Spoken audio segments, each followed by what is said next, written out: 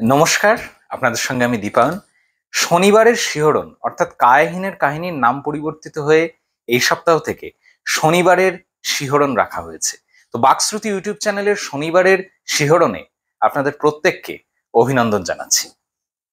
অভিশপ্ত দেবদেউল এই গল্পটি আগামীকাল উপস্থাপিত হবে এবং এই গল্পটি একদিক থেকে দেবদাসী প্রথার কদর্য যে প্রথা ছিল সেই প্রথার নারকীয়তাকে চিহ্নিত করে, অন্যদিকে এই কাহিনীটি কিন্তু একটি সার্থক জাতিস্বরেরও কাহিনী।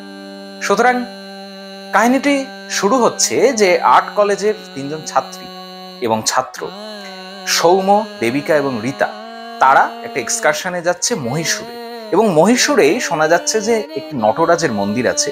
সেই মন্দিরটি পরিত্যক্ত কিন্তু অনন্য সাধারণ তার শিল্প ভাস্কর্য।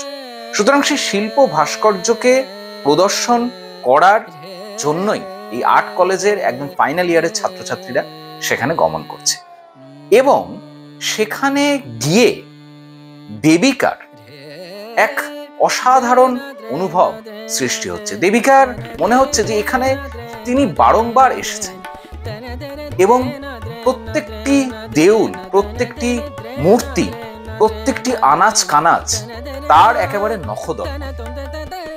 এটা কিভাবে সম্ভব হতে পারে? গাইড মেয়েটিও আশ্চর্য হয়ে যাচ্ছে, কারণ এই ধরনের পুঙ্খানুপুঙ্খ বর্ণনা যা দেবিকা বলছে তা কিন্তু কোনোভাবে সম্ভব নয় যদি কোনো ব্যক্তি সেখানে গমন না করে। সৌম্যর প্রাথমিকভাবে কোনো কিছুই মনে পড়েনি, কিন্তু ঘটনা পরম্পরায় কাহিনীর পরতে পরতে দেখা গেছে যে সৌম্য এবং দেবিকা ছিল আগের জন্মের এক মহান ভাস্কর এবং শিল্পী, শুদ্ধশীল এবং একজন দেবদাসী, দেবাঙ্গনা।